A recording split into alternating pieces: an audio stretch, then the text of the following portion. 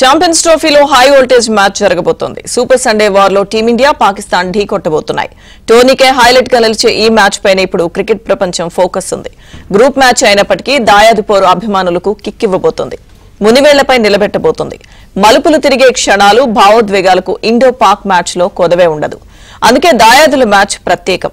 Dubai ఆతిథ్యం ఇస్తున్న match లో టీమిండియా పైనే అంచనాలు ఎక్కువగా ఉన్నాయి.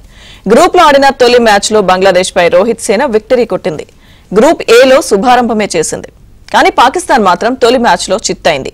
న్యూజిలాండ్ చేతిలో కంగుతింది. ఆతిథ్య జట్టుగా డిఫెండింగ్ ఛాంపియన్ గా అసలు అంచనాలు అందుకోలేకపోయింది. అన్ని విభాగాల్లోనూ విఫలమైంది.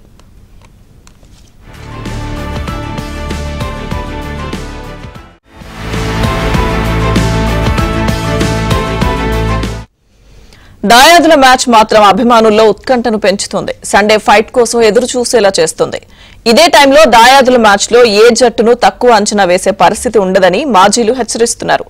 ఒత్తిడిని ఎదుర్కొన్న జట్టే విజేతగా నిలుస్తుందని అంటున్నారు. దీంతో దుబాయ్లో ఏం జరగబోతుందన్నది హాట్ టాపిక్ గా మారింది.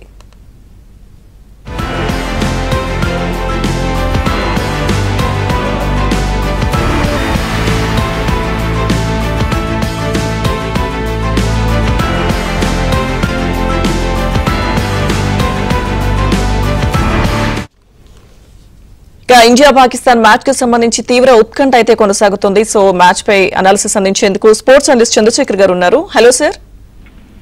Hello madam. సార్, ఈ మ్యాచ్ ఎలా ఉండబోతోంది? అలాగే మాజీలు చెప్తుంది ఏంటంటే ప్రత్యర్థి జట్టును కూడా తక్కువ అంచనా వేసే పరిస్థితులు ఉండకపోవచ్చు అని. సో ఎలా ఉండే అవకాశం ఉంటుంది sir? Of course always India Pakistan match అంటే ఉండేటువంటి హై టెన్షన్ ఎప్పుడు కూడా వేరేగానే ఉంటుంది. అందులోనూ ఐసీసీ ఈవెంట్స్ లో అది మరీ ఎక్కువగా ఉంటుంది. పర్టికులర్ గా ఐసీసీ ఈవెంట్స్ లో ఇండియా మీద పాకిస్తాన్ ఏదైనా కానీ కొంచెం డామినేట్స్ చూపించింది అంటే అది కేవలం ఛాంపియన్స్ ట్రోఫీలో మాత్రమే.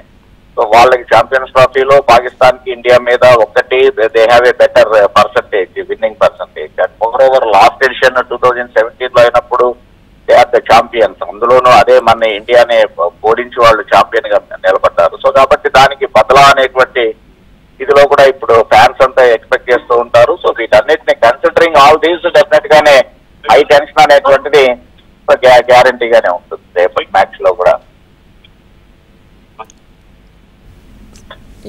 సార్, అయితే చంద్రశేఖర్ గారు, సో ఒత్తిడిని తట్టుకొని ఏ జట్టు అయితే ముందుకు వెళ్ళగలదో మంచి ఫలితాలు ఉంటాయని కూడా చెప్తుంటారు జనరల్ గా.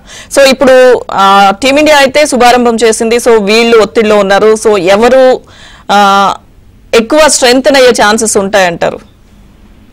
ఒకటి ఆన్ పేపర్ ఇప్పుడు చూస్తే కూడా డెఫినెట్ గా ఇండియా ఇస్ స్ట్రాంగర్ సైడ్ అనే చెప్పుకోవచ్చు. Because we have good allrounders. అదే పాకిస్తాన్ విషయానికి వచ్చేటప్పటికి వాళ్ళ ఫామ్ లో ఉన్నటువంటి in form opener Fakhar Zaman particular గా ఇండియా మీద మంచి ట్రాక్ రికార్డ్ ఉన్నటువంటి బ్యాట్స్మెన్ వాళ్ళకి ఇంజురీ తోటి దూరం అవడం అనేటువంటిది డెఫినెట్ గా పాకిస్తాన్ టీమ్ కొంచెం హ్యాండిక్యాప్ ఉంది అని చెప్పేసి అని అనుకోవచ్చు. కాకపోతే అదే టైంలో అది కొంచెం ఆనందించాల్సిందో బాగుపడాల్సిందో అర్థం కాకపోయినా కూడా ఓవరాల్ గా అట్లీస్ట్ బాబర్ ఆజం కొంచెం ఫామ్ లోకి రావడం, లాస్ట్ మ్యాచ్ హాఫ్ సెంచరీ చేయడం, scored 60 runs but at the rate of 60 strike rate which is not advisable in fact. But at least ఆ రకంగా హాఫ్ సెంచరీ చేసి కొద్దిగా టచ్ లోకి రావడం అనేటువంటిది అంతకుముందు ట్రైనేషన్ సిరీస్ లో ఆగా కావచ్చు, లేకపోతే కెప్టెన్ వికెట్ కీపర్ రిజ్వాన్ వాళ్ళు సెంచరీలు చేసి ఉండటం కొంచెం. సో ఆ యాంగిల్ లో కొంచెం వాళ్ళు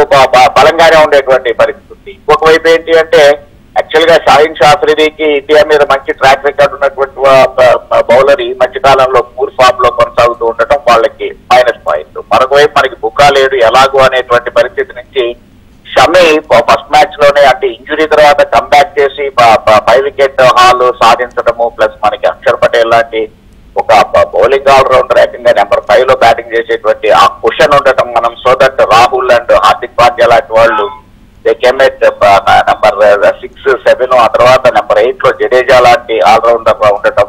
సో వీటన్నిటినీ కనుక కన్సిడరేషన్ లోకి తీసుకున్నప్పుడు ఇండియాకి అటు both bowling and batting departments లో ప్రస్తుతం ఉన్నటువంటి టీం చాలా స్ట్రాంగ్ గా ఉంది కాబట్టి ఒత్తిడిలో ఇండియా ఉంటుంది అనేటువంటిది పరిస్థితి లేదు. అదే టైంలో పాకిస్తాన్ విషయంలో కూడా డెఫినెట్ గా ఇండియా అనేటప్పటికీ they play different game ball. ఎందుకంటే సహజంగానే మనకి తెలిసినటువంటి సేయింగ్ ట్రాఫీ కొట్టినా కూడా ఇండియా మీద గెలవాలి అనేటువంటి ఆ భావోద్వేగాలు పాకిస్తాన్ లో ఉంటాయి. సార్ అయితే సార్ ఇంకో విషయం ఏంటంటే టాస్ గెలిస్తే గనక ఎలాంటి strategy follow అవ్వాలంటారు?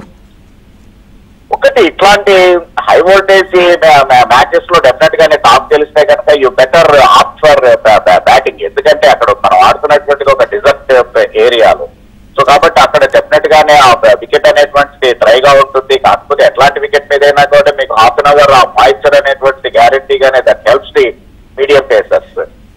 Harshit Rana is big asset for India. So ఇట్లాంటి దాంట్లో చూసుకుంటే కనుక డెఫినెట్ గానే మనకి ఒక హాఫ్ అన్ అవర్ ని నెగోషియేట్ చేయగలిగేట్లయితే డెఫినెట్ గా ఇండియాకి అడ్వాంటేజ్ ఉంటుంది. కాబట్టి you better opt for batting అనేటువంటిది నా ఫీల్.